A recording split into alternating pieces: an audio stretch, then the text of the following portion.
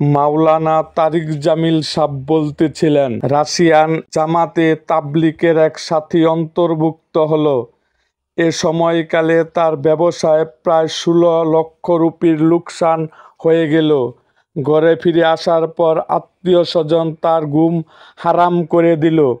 তাবলিগ করতে গিয়ে সম্পূর্ণ পরিবারই ধ্বংস করে দিয়েছ। একবার সাথীদের নিয়ে আমি বাজারে গাস্ত করছিলাম। সেখানে সে ব্যক্তিও উপস্থিত ছিল। তার পাশের ব্যবসায়ী বলল, মাওলানা সাহেব, এ কেমন তাবলিগের কাজ? এ ব্যক্তির পরিবার অর্থের অভাবে এখন ধ্বংসের মুখে পড়েছে। 16 লাখের উপর ক্ষতি হয়ে গেছে। আমি তাকে বললাম, তোমাকে ধন্যবাদ। সে আশ্চর্য হয়ে গেল, বলল, আসল কথা হচ্ছে ক্ষতি তার তকদিরের লেখা ছিল।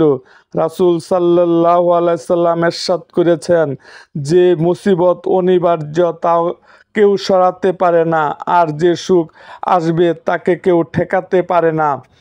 তার এ মুসিবত ছিল অনিবার্য।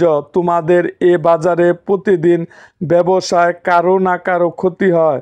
তোমরা সেজন্য কখনো চিন্তা ভাবনা অথবা হইচই করেছ? কখনো বলেছ যে তার বাচ্চারা ভুখা অবস্থায় দিন কাটাচ্ছে?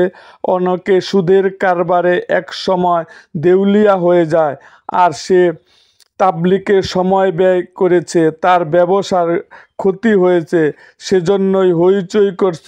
তার ক্ষতি হতোই, কিন্তু সে সৌভাগ্যবান যে তার ক্ষতি সাহাবা কেরামের ক্ষতির সাথে সাদৃশ্যপূর্ণ হয়ে গিয়েছে।